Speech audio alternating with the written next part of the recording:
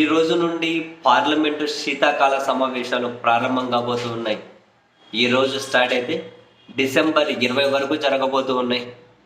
కీలకమైన అంశాలు, కీలకమైన బిల్లుల ఆమోదం దిశగా ఈ శీతాకాల సమావేశాలు అయితే జరగబోతూ ఉన్నాయి. దీనికి సంబంధించి నిన్ననే అఖిలపక్ష సమావేశం జరిగితే అఖిలపక్ష సమావేశంలో ఒక్కొక్క పార్టీ ఒక అంశం గురించి చర్చించాలి అని చెప్పి లేవనెత్తారు. ప్రధానంగా చైనా సరిహద్దు అంశం, అదానీ ఎపిసోడు, మణిపూర్లో అల్లర్లు, వీటన్నిటి ప్రస్తావించాలి అని, అదానీ మీద విచారణ జరగాలి సంయుక్త పార్లమెంటరీ కమిటీ తోటి అని చెప్పి కాంగ్రెస్ పార్టీ డిమాండ్ చేస్తూ ఉంది. అండ్ ఆంధ్రప్రదేశ్ ఎంపీలు అయితే విభజన సమస్యల మీద, పోలవరం నిర్మాణం మీద చర్చ జరగాలి అని చెప్పి వాళ్ళు ఒక్కొక్కరిది ఒక అంశం. అయితే ఇక్కడ కీలకంగా అందరి దృష్టి కేంద్రీకరింపబడింది వన్ నేషన్ వన్ ఎలక్షన్, అంటే జమిలీ ఎన్నికలు అండ్ వక్ఫ్ బిల్లు, వక్ఫ్ సవరణ బిల్లు ఆమోదం. ఈ రెండింటి మీద అందరి దృష్టి అయితే కేంద్రీకరింపబడింది. ఇటు విపక్ష పార్టీలు వీటిని వ్యతిరేకిస్తూ ఉన్నాయి. కాంగ్రెస్ పార్టీ కూడా జమిలీ ఎన్నికలను వ్యతిరేకిస్తూ ఉంది కాంగ్రెస్ పార్టీ. అండ్ బీజేపీ మాత్రం ఎట్టి పరిస్థితుల్లోనైనా జమిలీ ఎన్నికలు జరిపి తీరాల్సిందే అనే పట్టుదలతో ఉన్నారు. ఈ శీతాకాల సమావేశాల్లోనే ఆ బిల్లు ప్రవేశపెట్టి దాన్ని ఆమోదింపజేసుకునే దిశగా వాళ్ళు వెళ్ళబోతూ ఉన్నారు. మరి ఆ బిల్లు ఆమోదం పొందుతుందా? రాజ్యాంగ సవరణలు ఏమేమి చేయాల్సి ఉంటుంది? న్యాయ నిపుణులు ఏమంటున్నారు? వన్ నేషన్ వన్ ఎలక్షన్ అంటే ఈ విషయంలో ఏ విధంగా ముందుకెళ్తారు అనేది ఒకసారి పార్లమెంట్లో బిల్లు పెట్టి దాని మీద చర్చ జరిగిన తర్వాత క్లారిటీ వస్తుంది.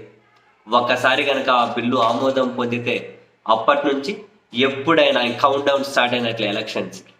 అప్పటి నుంచి ఎప్పుడైనా కేంద్రం అనేది జమిలీ ఎన్నికలకు వెళ్ళే హక్కు వాళ్లకు వస్తుంది. ఒకసారి బిల్లు కనుక పాస్ అయిపోయింది అనుకోండి, అప్పటి నుంచి ఎప్పుడైనా వాళ్ళు ఎన్నికలకు వెళ్ళొచ్చు. సో 26 వెళ్తారా, 27 వెళ్తారా, ఎప్పుడన్నా వాళ్ళకు అనువైన పరిస్థితిని చూసుకొని వాళ్ళు రంగంలోకి దిగే ప్రయత్నం చేస్తారు. ఈ రోజు నుంచి కౌంట్ డౌన్ స్టార్ట్. దానికి సంబంధించి ఆ బిల్లు ఆమోదం పొందుతుందా, పెడతారా, వాట్ అన్న సంగతి మీద అయితే ఎట్టి పరిస్థితులైనా ముందుకెళ్లాలని బీజేపీ ఉంది. జమిలీ ఎన్నికలు అవి అంతా మనం అడ్డుకోవాల్సిందే, ఫెడరల్ సిస్టానికి అవి కరెక్ట్ కాదు అన్నది కాంగ్రెస్ ఆలోచన. ఇక్కడ ఒక్కో న్యాయ నిపుణులు ఒక్కో అభిప్రాయం అయితే చెబుతూ ఉన్నారు. ఒకేసారి లోక్సభకు, అసెంబ్లీలకు ఎన్నికలు జరగాలి అంటే సగం రాష్ట్రాల శాసనసభలు తీర్మానాలు ఆమోదింపజేయాల్సిన అవసరం లేదు అని. ఒకవేళ అవసరం ఉంది అన్నా ఇప్పుడు వీళ్ళకి ఆ ఛాన్స్, ఆ ఫీజిబిలిటీ ఉందిగా ఎన్డీఏకి. సగం రాష్ట్రాలు, దాదాపు 19 రాష్ట్రాలు వాళ్ళ చేతిలోనే ఉన్నాయి.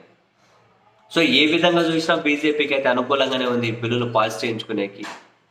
జమిలీ ఎన్నికల బిల్లు పాస్ అయితే ఇంకా ముందస్తు ఎన్నికలు ఎప్పుడు వస్తాయి అని అంటే ఎప్పుడైనా కావచ్చు, సిద్ధంగా ఉండాల్సిందే దేశంలోని అన్ని పార్టీలు కూడా.